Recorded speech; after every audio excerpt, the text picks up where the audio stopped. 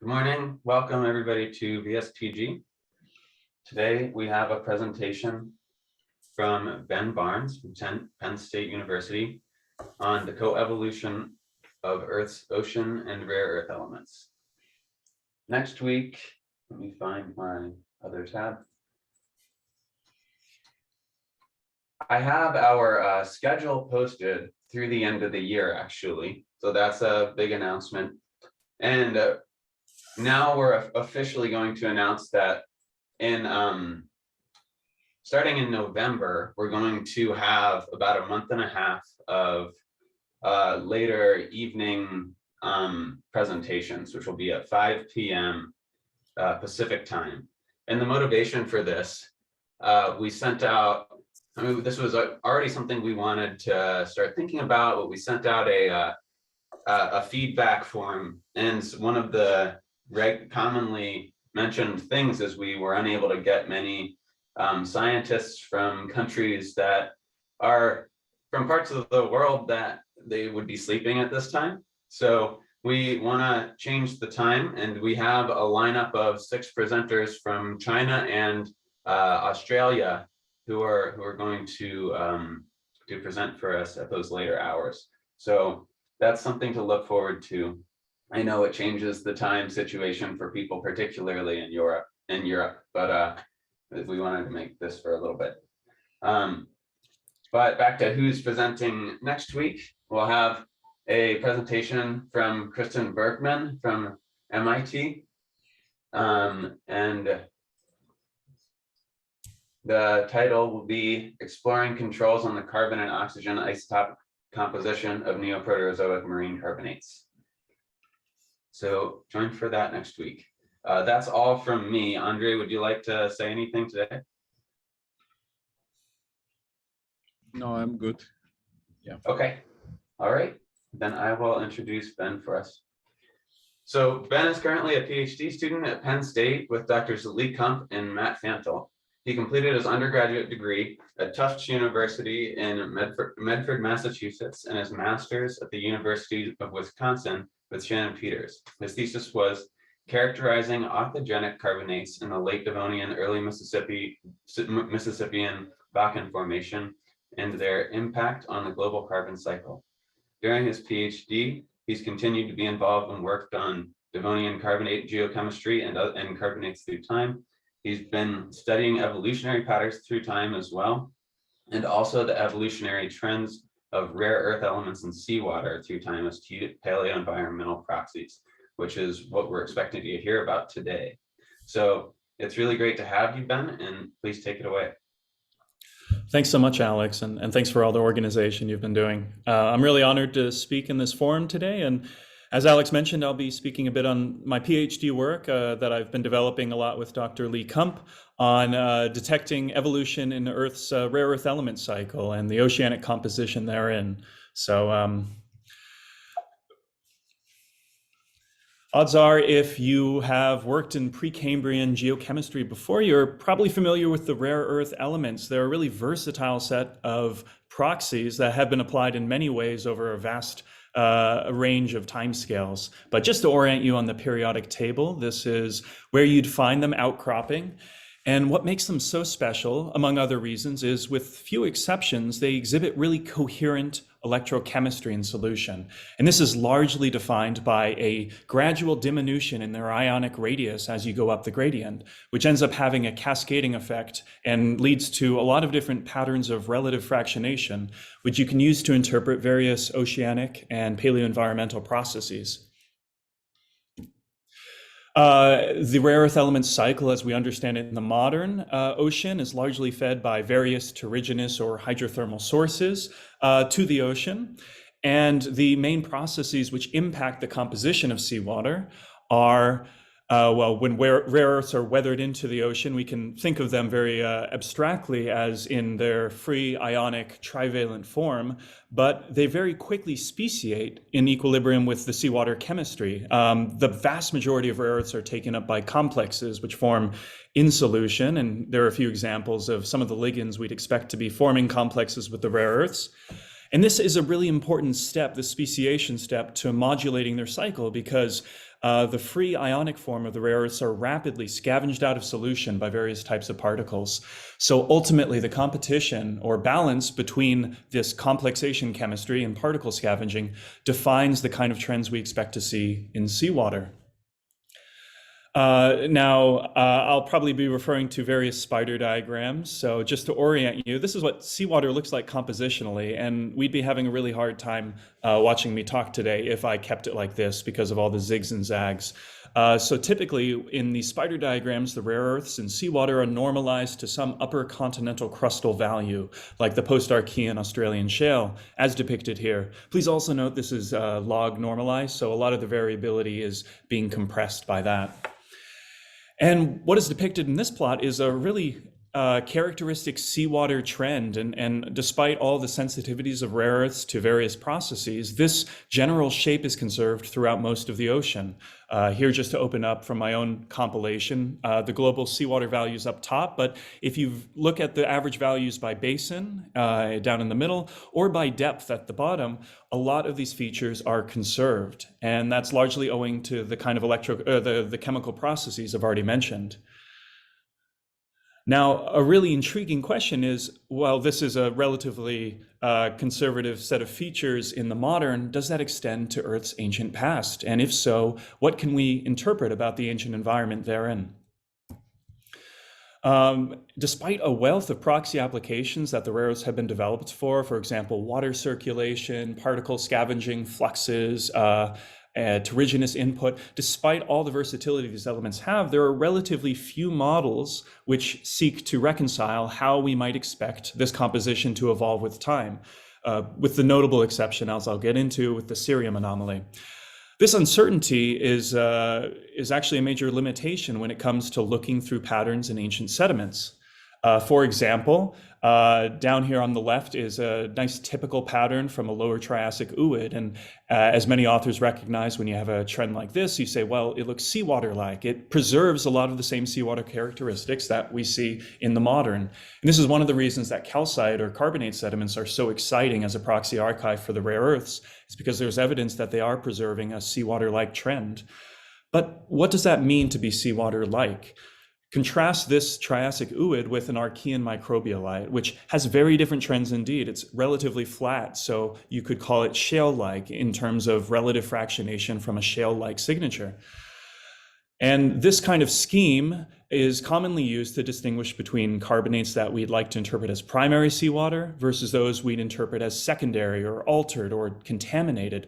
But hopefully some of you are seeing a bit of the circular reasoning here. In order to make these decisions and qualitatively rule in or out these signatures, we have to presume that seawater has looked the same throughout Earth's history. And so we would expect that end member to remain constant through time if we're looking only for seawater-like compositions in sediments. However, this is likely not the case. We already know from tons of studies that, that the redox sensitive cerium anomaly is going to evolve through time. But what about the other aspects of this shape, this curvature, the slope, the other enrichments? How might that have evolved in Earth's past? And that's the question I'm hoping to explore a bit informally today. And hopefully it'll lead to some exciting questions by the end. Just to orient you as to what kind of indices or metrics I'll be looking at today, I'll be briefly discussing the relatively popular proxy of cerium anomalies. This is, in the modern ocean at least, this is the significant depletion of cerium in the water column due to its redox chemistry. It's very rapidly oxidized to cerium-4 and then scavenged by iron or manganese oxyhydroxides, leading to this characteristic dip. Another proxy that's seen a lot of application throughout the paleo record, this is just an illustration of what I was describing. This is how we expect cerium anomaly to be manifested, and potentially in ancient oceans where the redox cline is shallowed up into the basin like this, we might see an active cycling around that could change the relative enrichments we're looking for with cerium anomalies. Another proxy of interest is europium anomalies. This is now the significant enrichment of europium in contact with hydrothermal fluids. So it's not apparent in modern seawater, but it's commonly used in ancient sediments to try to isolate a local hydrothermal flux impacting the sedimentary chemistry. The third and hopefully the most interesting signature of rare earths I'll be talking about is one that Lee and I are really interested to study, and that's this relative enrichment as you move up the atomic gradient. And so if you leave out these kind of anomalous elements throughout, you'll see that there's generally a somewhat linear increase in seawater. And this is a relationship that we understand from laboratory and oceanic explorations. This relationship is largely supported by complexation chemistry, as I mentioned earlier. The reason for this is complexation with ligands, and in the modern ocean, that is predominantly the carbonate ion, preferentially form complexes with the heavy rare earths, which means that the light rare earths are disproportionately susceptible to being scavenged out of solution, whereas the heavy rare earths are retained. And this relationship leads to that characteristic slope. Now, complexation chemistry, simple modeling of that, we know that changing the concentration of the ligand should significantly impact this relationship. And so, for example, I've run some models based on modern oceanic cycling. On the right panel now, not log normalized to emphasize the differences, are a number of different simulations for surface seawater chemistry in the rare earths for a range of carbonate ion concentrations. And hopefully what you can see is we would expect through this modeling experiment that variation and evolution in carbonate ion through time or throughout space should result in very distinct slope changes. So they correlate with one another. And this is important because we have expectations that carbonate chemistry evolves through time, sometimes very rapidly across paleoclimate events. And one of the reasons we're so interested in the carbonate system as a whole is that it's a really useful set of variables, because when you isolate these 6 variables, the 3 different species of carbonate in seawater, alkalinity, the total DIC, and pH, you can relate these 6 variables with 4 sets of equations. What this means is that if you're able to constrain or estimate any 2 of these variables, you can calculate the other 4, which makes it a really powerful tool for interrogating paleoclimate and carbonate chemistry through time. Another reason to prioritize developing this relationship as a potential proxy is that although there are some geochemical proxies that seek to reconstruct these variables, not as many as we would like. And certainly the carbonate ion itself doesn't necessarily have a well-developed geochemical proxy already, either in the recent past or in the ancient past. Certainly there are plenty of modeling approaches which seek to reconstruct it, but we could always benefit from developing novel geochemical proxies that better clue us in as to how the carbonate system has evolved through time. So this is where we got interested in rare earth elements as a potential paleocarbonate proxy. And I'll be exploring these proxies throughout the rest of the talk. And our approach to look for trends through deep time was to assemble not a big data set, but rather a medium data set. And so just summarized here, we compiled published literature values, of which there are many going back through time in just carbonate sediments. I won't focus on any other kind of chemical sediments like banded iron formations or phosphates or cherts today, but those are also promising in their own way. In total, I've compiled just shy of 14,000 rare earth analyses from carbonate sediments from a number of publications, and in total spanning about 3.7 billion years of Earth history. And these span also a variety of different carbonate components, namely biogenic, ooids, microbialites, early diagenetic cements, as well as a variety of bulk carbonate rocks. Now, it is worth noting that there have been several other approaches, especially in the last 5 years, to compile these data sets. And certainly when it comes to the cerium anomaly, there's been a lot of really promising compilations that I'll mention a little bit later. But one thing we hoped to develop with our own data set was not only compiling the rare earths in their entirety, but also be getting some other geochemical information about the samples at hand. And so this is once more a really frantic histograms showing all the other elements we were able to compile with this approach. And so you can see that there's a number of elemental proxies for various processes through time. For example, terrigenous proxies in brown, carbonate, chemistry proxies in blue, and redox proxies in purple. And so by also compiling this kind of information, we hope to be able to better understand what the actual rare earth signals were telling us and interpret our results through time with a bit more confidence. So I'll very quickly delve into some of the observations we've made in our data set with regards to the cerium anomaly, which is, as I said, a very popular proxy for reconstructing redox history in the water column.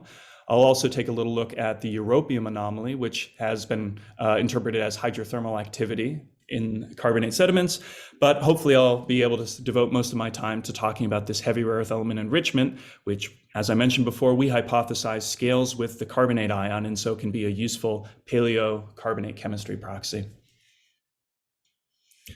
All right, first delving into the cerium anomaly. To orient you, these are all my samples through time, progressing from the Archean to the recent, from left to right on the x-axis. And this cerium anomaly I've plotted from 0 to 2, so lower values correspond to more depleted cerium values relative to its neighbors. In colors and symbols, you'll see all the different types of carbonate samples I have, so I've plotted it out by component. So certainly there's a wide degree of variability through time present in this data set. And so if we seek to make any sense of this all, we have to first account for what explains this variability. Certainly there are other processes which can result in the cerium anomaly being altered from its primary state, but how do we pinpoint which values give us the most high fidelity record of the paleo seawater? Luckily, with cerium anomaly, there's been quite a few studies which have given us a lot of support for the idea that the lowest values ought to be sensitive only to oxygenation in the shallow water column. So that lower envelope should give us a slightly more confident view. However, we're also contending with the possibility of contamination by terrigenous or siliciclastic sediments because they have higher concentrations, and so they can reset carbonate values if contamination happens either in the lifetime of the sediment or in the laboratory, much more commonly. And finally, there's also just a wide degree of positive cerium anomalies present in this data set, and there's a number of different explanations for this. One popular one is the idea that the particles which are scavenging the oxidized cerium out of solution are necessarily going to be enriched in cerium, and so if you're in a redox stratified basin, you might remineralize those at depth and drive those positive anomalies in deeper facies. So just to explore what accounts for this variability, here I've plotted two different kind of paleo-redox elemental proxies. This is the log normalized vanadium calcium ratio and manganese calcium ratio to try to get a sense for the variability and whether they co-vary with the cerium anomaly. And the general trend that leaps out to me is you get a wide range of values that indicate anoxic water columns as you increase these redox proxies. So as you approach more anoxic and euxinic enrichment in the samples, we do see a lot of the cerium anomaly clustered around 1, aka anoxic.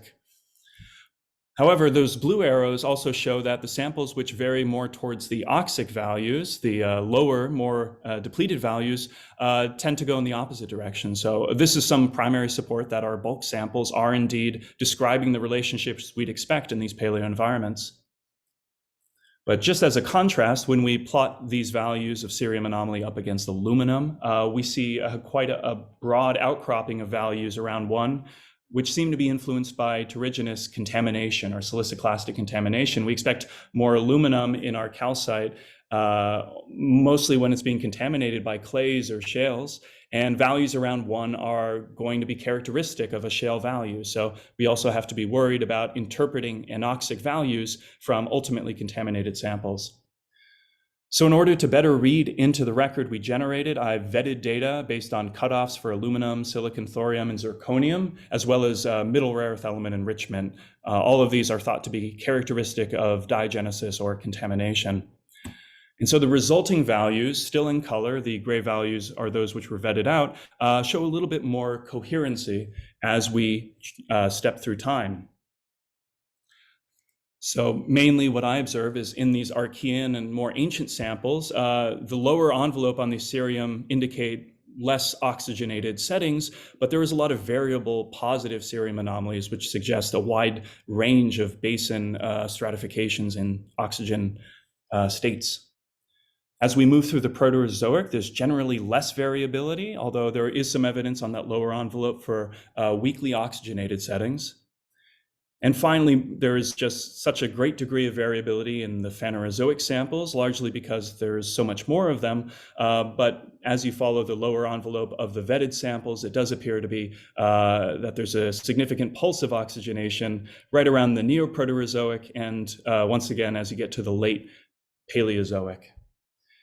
And it's important to note that I'm not drawing these conclusions just out of thin air. There have been, as I mentioned before, a wide variety of rare earth compilations published in the last few years, which have sought to compile cerium anomalies in this manner and interpret them. So I wouldn't be doing my due diligence if I didn't acknowledge these studies. And the great work that they've done also. I think what my results show is that even in components which aren't typically thought to be the best proxy archives for seawater, so obviously microbialites and ooids and cements, we have some constraints on their area of formation, but not as much with the bulk limestone or bulk dolostone samples in the squares in blue and pink. But I think what my data set shows is with careful vetting, you can still tease meaning out of these settings that are generally corroborated by previous attempts to reconstruct the record of ocean oxygenation. All right, well, that's well and good. Let's move on to the next proxy I wanted to mention, which is the europium anomaly. And here the elevated anomalous values go all the way up towards 10, 15, 20. So this is much greater variability inherent to this data set. Our expectation is seawater should sit at around 1 non-anomalous concentrations. That's what we see in modern oceanic settings. And hydrothermal influence on the sediments or in these basins ought to elevate these values in the upwards direction. I think one interesting trend I noticed when I was cross-plotting these with other geochemical proxies is here is the europium anomaly on the y-axis. On the x-axis, it's now the log normalized magnesium to calcium ratio. And what I notice is there is an outcropping of samples at much higher magnesium calcium ratios, namely the dolomite ratio, which show a lot of elevated europium anomalies. So there's certainly samples contained in this data set which are consistent with hydrothermal associated dolomitization, but it certainly doesn't encompass the full range of data as we move towards the left. So if we apply a similar screening practice as I just showed you with cerium, we isolate the values that seem to be less contaminated, at least by siliciclastic enrichments. And so once again, the variability that stands out to us can be divided up into Archean, which generally preserves elevated hydrothermal signals. Even these leftmost values sit at about 3, which is, or 2, which is pretty enriched relative to modern seawater. We see more muted variability and generally lower values throughout the Proterozoic, which would be suggestive of less prominent hydrothermal influence, at least in the samples that have been vetted. And then once again, the Phanerozoic features quite a lot of variability, which may be related to hydrothermal alteration of platform sediments. And I think what's broadly interesting about these trends is it's consistent with a previously proposed model that in the ancient oceans prior to the continental cycle really rolling up, we would have expected the rare earth element cycle in seawater to be primarily fed by perhaps hydrothermal fluxes rather than terrigenous weathering fluxes from oxidative weathering up on the continents. And in the light of that model, we could interpret those higher values in the europium anomaly to be not inconsistent with a greater contribution from hydrothermal sources in the ancient oceans. Well, excuse me. All right, so I've explored a few of the more conventional rare earth anomalies, and now I'd like to delve into, for the remainder of my time, the hypothetical carbonate proxy that we've been developing in our models. And so in order to measure this, one way of representing the heavy rare earth element enrichment in sediments is to do ratios like ytterbium to neodymium, perhaps you've seen. But in order to get a more kind of holistic diagnosis of the shape, what we've applied here is a practice in petrology of fitting orthogonal polynomials to the non-anomalous rare earths, as depicted here. And then the shape of that line, or the equation describing that line, can be teased out for information regarding these enrichments. So the 0th order coefficient represents the mean enrichment in absolute scale. And the proxy that we'll be using for our heavy rare earth element enrichment is this slope coefficient, the 1st order coefficient of that polynomial. And for simplicity, I'll refer to that from now on as the slope coefficient of Re, or SCRI for brevity. So how do SCRI values evolve through our data set? Well, here is the broad plot. Once again, there's wide degree of variability, and keep in mind that this is also a log normalized proxy. So there's a lot of variability in there, hidden in orders of magnitude. But generally, we see just a wide range and also maximum values in the Archean, and then maybe some diminution in that, or more muted variability through the Proterozoic, and quite a lot of variability still in the Phanerozoic, same as with some of our other proxies. What accounts for the variability here? Well, this brown outcropping line there demonstrates where we would expect siliciclastic contamination to reset our values. And so there's quite a lot of variability around there, but our greatest concern is reading with confidence values that don't reflect siliciclastic contamination or diagenesis with local siliciclastic minerals. However, one thing that's somewhat heartening with reading this proxy is there's relatively few observed processes which can enrich our heavy rare earth element pattern. So we would not expect higher SCRI values to necessarily correlate with the standard contaminants or diagenetic processes, for the most part, through time. So we might expect, like cerium, to be reading in an envelope, but in this case, the upper envelope of our vetted data. There's certainly a lot of evidence in the geochemistry that we've assembled for contamination describing or impacting this variability. Here are a number of plots where SCRI is on the y-axis, going from low to high. And in these 3 plots, we've assembled a log normalized aluminum calcium, thorium calcium, or zirconium calcium values. So all of these ratios are meant to describe a greater contribution of siliciclastic or detrital sediments. And certainly what we can notice is at significant elevations in each of these, we see our values plateau at around 0, which is what we'd expect if it's completely overwritten by shale-like compositions. So now, taking lessons from these cross plots, we can apply our vetting practice and take a look at what would hopefully reflect a more primary seawater trend through time, once more in the colored points. So the trends illustrated by the data following this vetting, just to reorient us, is once again extreme and variable minima and maxima present in the Archean.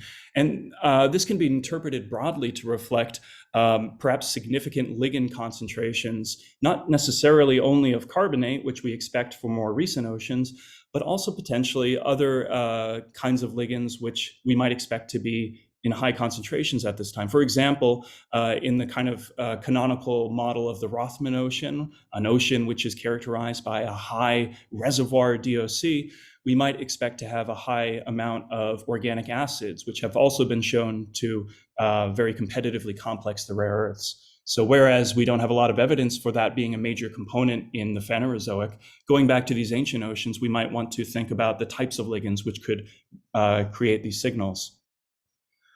Throughout the Proterozoic, we, as I mentioned before, see a lot more muted variability and generally lower maxima, which we would interpret to reflect lower ligand concentrations, perhaps lower carbonate ion concentrations through time.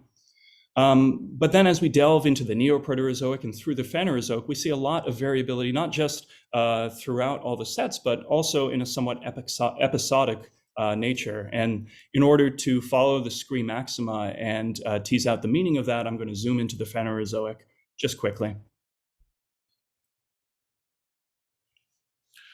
So here I've just plotted up the Neoproterozoic to the recent values, now zoomed in a little bit. And to my eye, what stands out in the broadest brush possible is values which kind of range in their maximum from high scree to low scree through much of the Paleozoic, extending back up to higher values in that Paleozoic to Mesozoic transition. And then low again and high. So there seems to be some sort of long-term variability, which we might invoke long-term evolution of ocean chemistry to explain. And so luckily for the Phanerozoic, we have greater constraints on how the seawater composition has evolved through time. So we can turn to fluid inclusions to better understand what does this trending imply, and does this correlate with the carbonate ion as we hypothesized. So what I've depicted here is fluid inclusion data for this plot. It's calcium reconstructions as we move through the last 700 million years of history. And one quick and easy trick to think about how would we expect carbonate chemistry to evolve is assume that through time, the Phanerozoic seawater must have maintained saturation or supersaturation with respect to calcium carbonate, given the wide evidence for limestone deposition throughout the last hundreds of millions of years. So if we use this equation to invert the calcium concentrations to solve for the carbonate ion concentrations, well, of course, it's the mirror image. And so we have zones of time where we expect to be typified by high carbonate, then low, then high, then low. So does this variability line up with the trends that we just saw in our scree values? Well, these are now overlaid. They've just been sort of z-score normalized to better compare the variability here. And so the vetted samples are overlain on top of these blue dots and bars, which reflect the carbonate chemistry reconstructed from those fluid inclusions. And to a first order approximation, there's general coherence between these two trends, which would seem to suggest that we could interpret these long-term Phanerozoic episodes as the scree values responding to long-term evolution in the carbonate ion, which itself is being driven by fluctuations in the calcium levels of the ocean, which ultimately reflect supercontinental cycles and hydrothermal evolution through time. So taking the Phanerozoic as a case study, we find compelling covariation between scree values and reconstructed carbonate, which supports the development potentially of the heavy rare earth element relative enrichment proxy as a means of reconstructing carbonate chemistry. And I've obviously been taking a wide lens in these plots at millions and billions of years zoomed out, but we might expect, because of the short residence time of the rare earths, that this is a proxy which would be particularly well applied across short-term climate events. And just to take a little deeper dive into the data set that I've compiled, we can look at some of the stratigraphic trends across major paleoclimate events. For example, these are some of my compiled studies from work that researchers have done measuring rare earths through the Permian Triassic. And so now all of these plots are showing the scree values in a stratigraphic context. This is the meter height relative to the Permian-Triassic boundary. And what is apparent in these samples, to at least the first order, is major fluctuations being driven across this interval. And through vetting, we can hope to exclude contaminated values such that we could interpret this as the potential signal of ocean acidification permeating the global ocean following the Permian mass extinction event, but then through the stratigraphy and eventual recovery. Another case example of how scree might reflect oceanic carbonate chemistry is apparent in the many cap carbonates for which rare earth observations have been made. So for example, this is showing some of the cap carbonates circa 635 million years ago.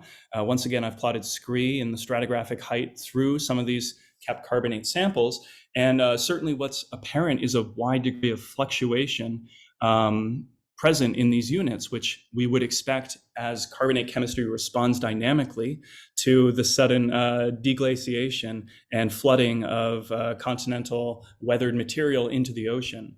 And so although I don't want to try to read into a really clear and consistent primary signal here, these fluctuations are very consistent with the model in which scree responds to carbonate chemistry.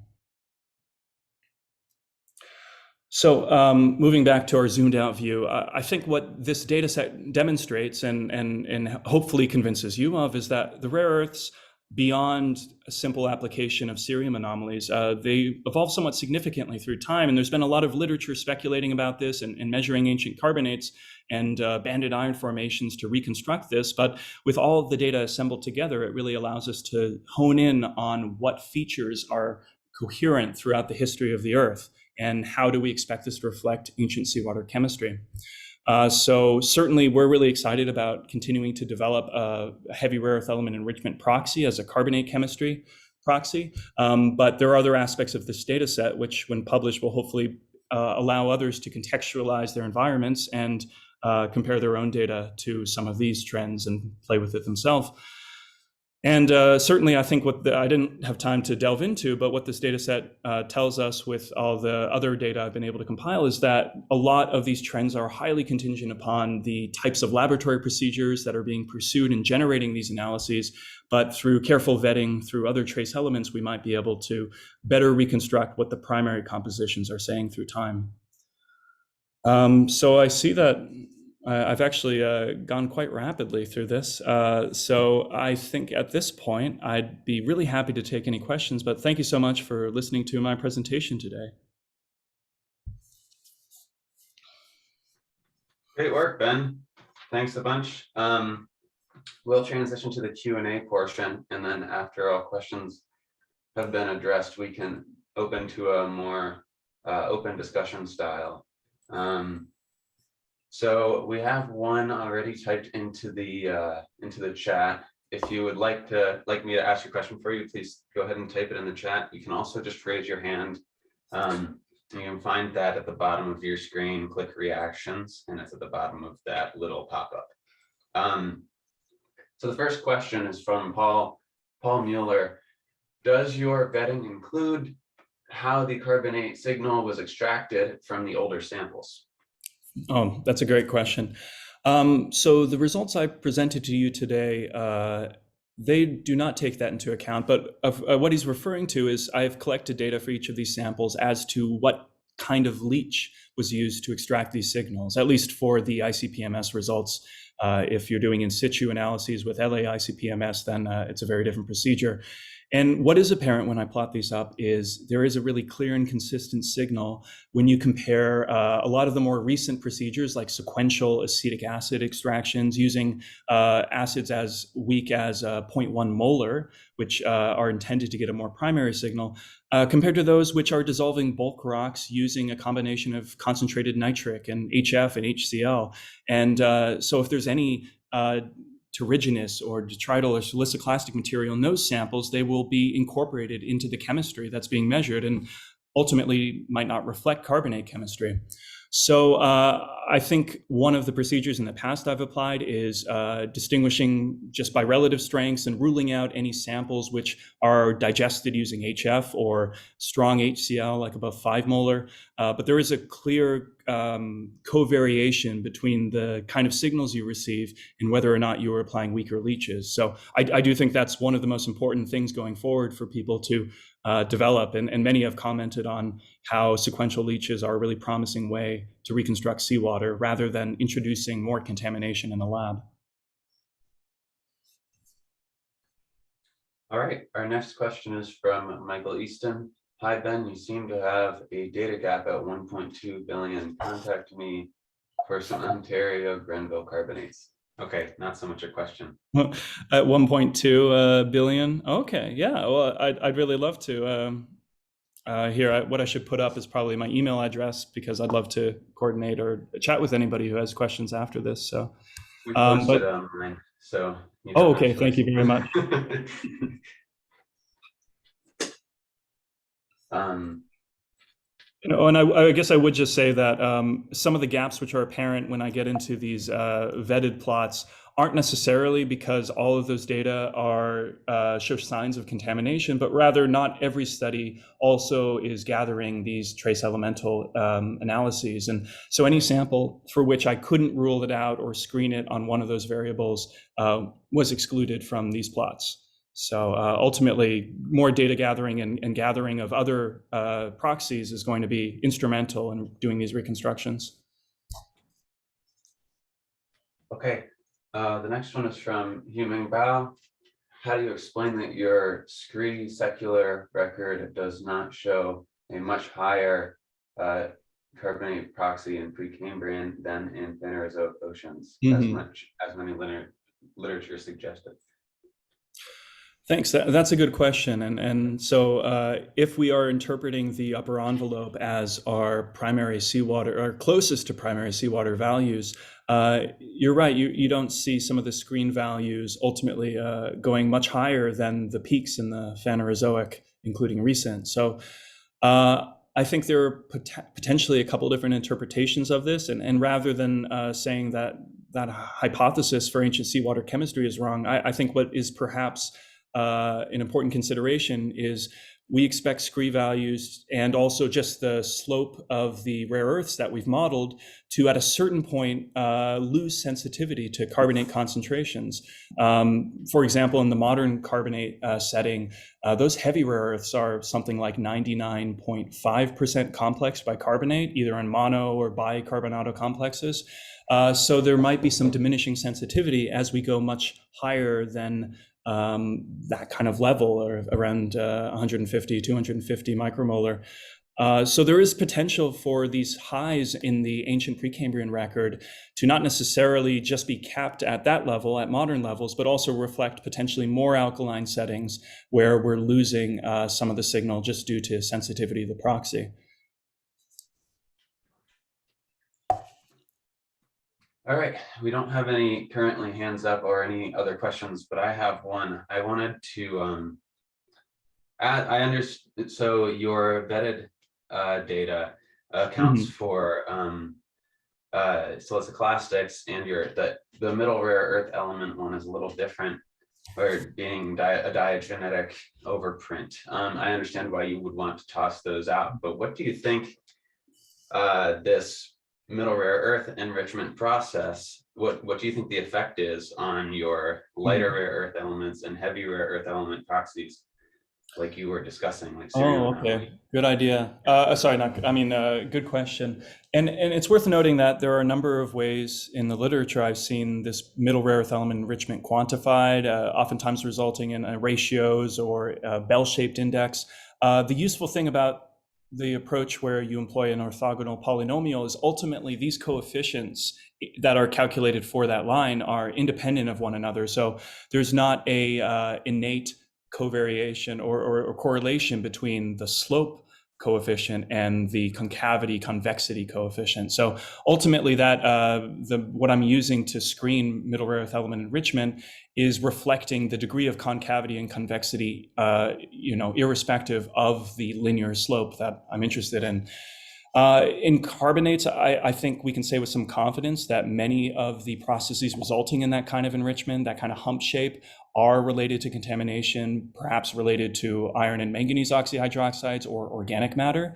But that's in carbonates. And I know that there's very different models and ideas about the partitioning into other minerals like phosphates and iron formations. So I think ultimately the goal is to not have to rule out any rare earth element signature on the basis of its own relative enrichments, because that once again kind of feeds back into the circular reasoning. But there is enough covariation between middle rare earth element enrichment and other kinds of contaminant proxies that it seemed like a useful thing to jettison from this data set. So I guess I wouldn't write it off out of hand, but for the time being, until we can better account for it, it's probably best to exclude. And as I think was recently pointed out in one of the cerium anomaly compilations, there's no consistent and coherent middle rare earth element trend through history. So we might not expect that to be reflecting some primary seawater process.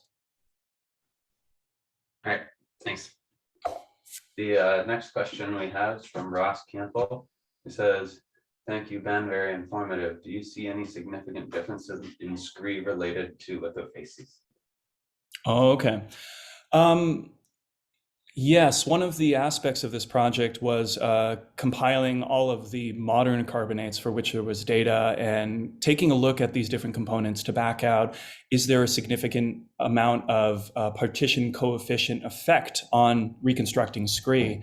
And whereas I don't have the figures in front of me right now, what we generally found is biogenic samples kind of go all over the place, or especially aragonitic samples have a lot of impact on the scree relative to their ambient seawater from which they precipitated. Our best bet is typically microbialites, ooids, and cements, which have been measured in the modern, and those generally don't distort scree at all, whereas some of the bulk rocks that have been sampled generally flatten it. So I guess one takeaway I took from that compilation is there's no clear lithophases in which scree is being artificially elevated. So once again, following the upper envelope, we can use that as our best reconstruction for primary seawater, but it would tend to argue that bulk lithophases and maybe biogenic components are going to have an impact on actually preserving that seawater signal. So I think your best bet generally are going to be in microbialites, cements, and maybe even just isolating certain components within a limestone rather than grinding the whole thing up and homogenizing some of that signal. All right, Paul Hoffman has his hand up, so please go ahead. Yeah, about a dozen years ago at an AGU meeting, I saw a poster that plotted, I don't know, 30 or 40 Neoproterozoic carbonates, and all that was plotted was the overall concentration of rare earth elements, not the fractionation or differential concentration, but the overall concentration. And the poster posited that there was an inverse correlation between REE concentration and carbon isotopes. And so it struck me that a lot of these negative carbon isotopes, which had the high concentrations of REEs, might be cap carbonates. And if they were, if the carbonate was produced unusually rapidly because of high degrees of carbonate oversaturation, there might be more defects and therefore a higher concentration of REEs. I don't know whether that would be true or not, but it was an idea I had. Now, unfortunately, the person who did the poster didn't know where the samples came from. Didn't seem to be, very interested in the, in the cap carbonate issue. But subsequently, this issue of the sedimentation rate for cap carbonates has become controversial because of the recognition of paleomagnetic polarity reversals in a couple of examples, which suggested very low rates of carbonate production in contrast to a number of other arguments for high rates. So I wondered whether you think that there was any merit in this approach in seeing if there was any correlation or if cap carbonate stood out in any way in terms of the overall REE concentration, and whether that might be useful as a measure of carbonate production rate. Oh, that's an excellent thought. Yeah. I don't have the plots up in front of me, but a number of those cap carbonates studies that I displayed, I also have some coeval carbon isotope sampling. So I might take a look at covariation there. As far as the precipitation rate and how that would impact the partitioning, based on the modern samples, I think there's some argument, at least among the biogenic samples, that there is an absolute enrichment associated with those more rapidly forming facies. So I guess I can see the merit there. The main difficulty becomes that you also expect the total concentration of rare earths to be covarying as a result of terrigenous contamination or input into the system. And so I think that backing out a mineralization signal in the rare earths in a cap carbonate compared to other environmental signals due to where in the basin they're forming and what kind of maybe meteoric fluids are rushing into the system, it might be difficult to remove all the confounding influences there. Right. But maybe looking through some of the other relative enrichment metrics would be instructive. And so I think I'd really like to look into that and maybe think about that a little bit and let you know. Yeah, I mean, there might be a way there are ways of handling the terrigenous contamination, like aluminum, as you showed, or rubidium. Right. Yes. I think one of the things that's most exasperating is between laboratory experiments as well as kind of natural experiments in the modern ocean, there have been a number of attempts to constrain and quantify how rare earths are partitioned into calcite minerals, and even that is still somewhat elusive because you get lots of different absolute trends and relative trends, and so I do think it would be a very highly sensitive factor when it comes to the absolute enrichments, but I haven't myself seen a really clear example of the precipitation rate being kind of having an equation formed with that and the actual absolute enrichment. But I might look into that next. Thank you. Thank you very much, Paul. Can I jump in on this theme of cap carbonates? As one of the few people who's actually point counted cap carbonates, they commonly contain quite a bit of quartz, feldspar, rock fragments, and other terrigenous contamination. Does that pop out of your contamination index that you use for cap carbonates? So let's see. Okay. This obviously isn't somewhere in there. Yeah. This obviously isn't reflective of the cap carbonates alone, but certainly when it comes to bulk dissolution samples, that manifests very clearly, at least at the higher end. You just mentioned, for example, like feldspars, and there are other signals I might expect to look for. For example, in feldspars, there's sometimes anomalous europium concentrations. So even going back to that, an alternative interpretation is it might reflect mineral weathering rather than hydrothermal influence, depending on where you are. I think there would be a means to kind of quantify, and specifically you'd want to see covariation, which convinces you you're on some form of mixing line. But the best bet would be to get into those and be able to microdremel them if possible. I know there's a number of studies which have taken really high resolution looks into those, but I myself haven't gotten to sample those rocks for me and my work. Well, thanks. Thank you. Does it make any difference if cap carbonates weren't deposited from seawater? Yes, I suppose if that were the case, well, yes, if we use the modern ocean and modern sedimentary environments as our kind of guiding uniformitarian and principle. We know that freshwater carbonates look very different. In fact, they don't really have as much of a heavy rare earth element enrichment, but rather more of like a light rare earth element depletion only. And that's due to the fact that they haven't undergone the same degree of complexation and scavenging, evolving that shape. So we might look for trends like that where we see maybe a flattening or a bulging of the middle rare earth elements, and that reflects meteoric input. And a number of people have attempted to do that in like coastal settings. I don't know for a fact that that's been applied to the cap carbonate studies that I just commented on, but I think you'd look and see a really strong degree of variability in some of those other relative enrichments. Indeed. You'd also maybe expect higher concentrations as well. I've been doing it for the cap carbonates, the Noonday and the Knucklina, and yeah, they're pretty flat with rare earths. Oh yeah, yeah, and they have so there's a line of argument. 40% plastic grains apart from carbonate, dolomite primarily in those cases. Yeah.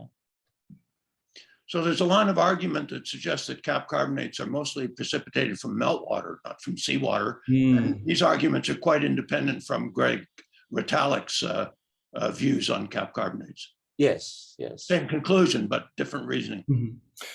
I suppose that would be an alternative application of metrices like SCREE, where you interpret it not so much as a seawater signal, and perhaps that's more proper given where these are forming in these very marginal environments, but rather that those relative enrichments are going to reflect a greater preponderance of meteoric fluids. And so if it is freshwater, we'd expect to see that manifest in higher concentrations, flatter, more medium rare earth element enriched. Indices like that would be really useful and instructive when looking through those samples.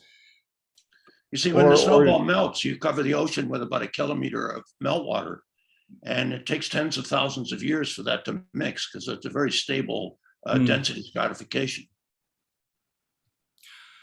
Yeah, so I mean, certainly that's going to impact not only the environments in which these carbonates are forming, but that's going to have a huge impact on as the ocean mixes through the kind of chemistry you'd expect. So I suppose that's why I stopped short of making some definitive declaration about the trends, but rather just acknowledging the variability is ultimately a reflection of how tumultuous the environment was at this time, either on a global or more regional scale. Well, certainly on a global scale.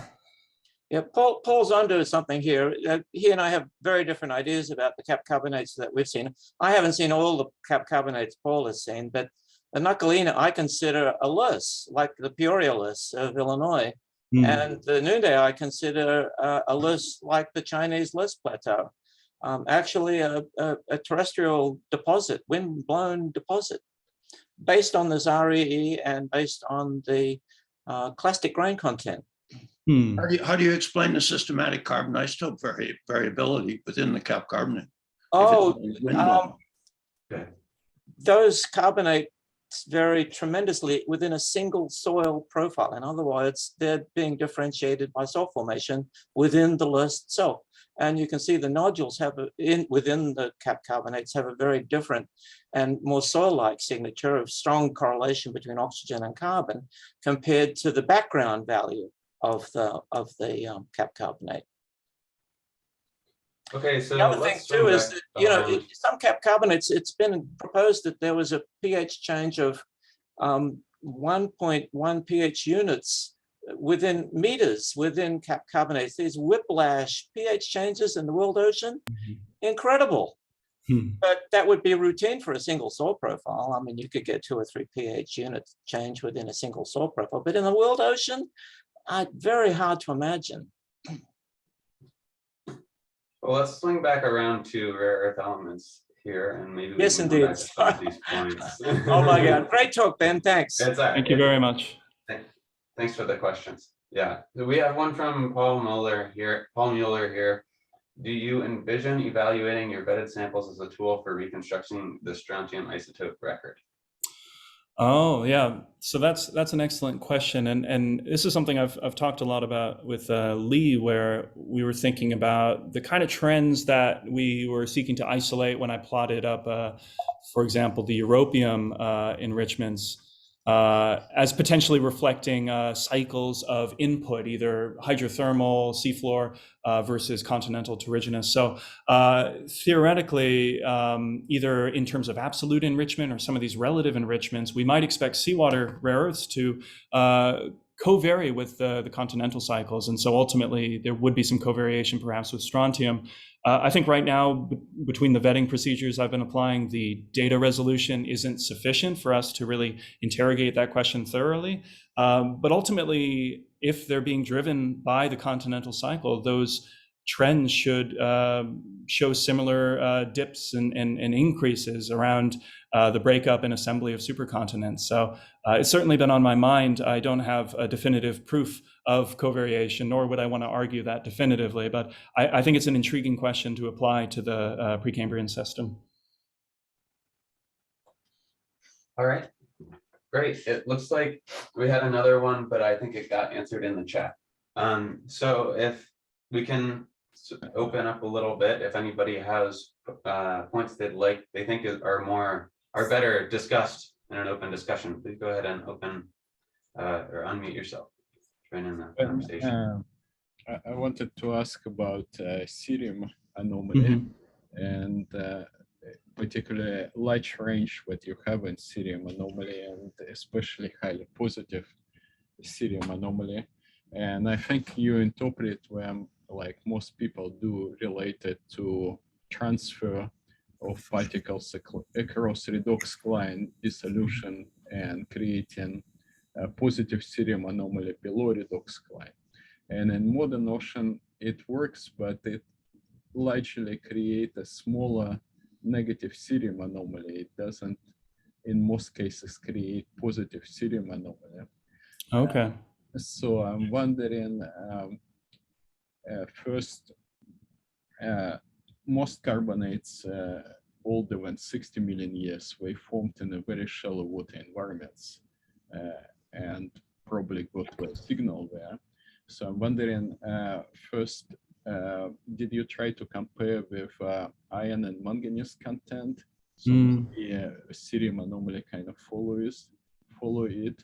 And second, it would be interesting to compare for the same time interval, like record of, let's say, iron formations versus carbonates that could give you like shallow versus deep water environments. Yeah, on so many counts there, you've been reading my mind as of late. Yes, so thanks for that input on interpreting positive cerium anomalies. I'm also interested, I know there have been some papers in alkaline lakes demonstrating that cerium-4 actually exhibits really anomalous complexation patterns with carbonate, but only in superalkaline settings. So there is an argument to be made in modern systems that positive anomalies can manifest in extreme seawater chemistries like that if we were in some kind of alkaline system. As for the patterns present in my data, I think one thing that bears out from doing the vetting procedures is many positive cerium anomalies end up being screened out, which is perhaps indicative that rather than it being a basinal stratification in every setting, it's ultimately reflecting the dissolution or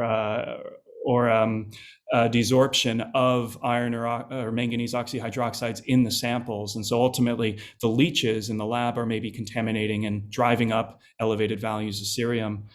I believe it was a recent paper published by Zhang and Shields in Earth Science Reviews that incorporated some banded iron formations and chert cerium anomaly and compared that with carbonate. So the idea of combining different sedimentary types is compelling, it's promising based on their work, and certainly in different sediments, cerium anomalies appear to be the most comparable thing where partitioning isn't impacting your interpretation of them as much.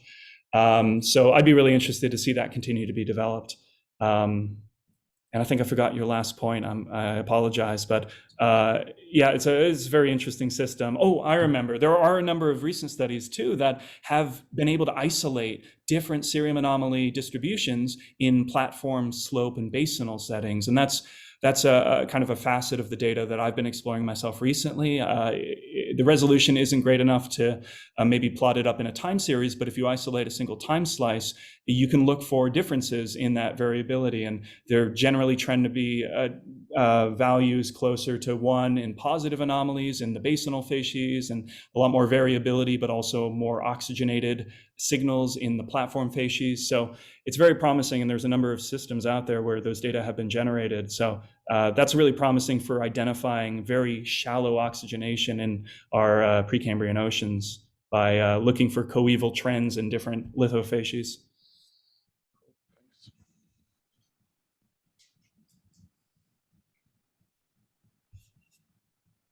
All right. Do we have any more questions, comments? Okay. Looks like Daryl? No? Oh, no. So Just just wanna hanging say- out. All right. Just say great Okay. talk. Yeah. Thanks a bunch, very much. Ben. This was really good. And thanks everybody for participating. Again, next week we'll have another by Kristen Bergman from MIT. So join for that and stay safe till then. Bye, everyone. Bye. Good work, Ben. Thank you.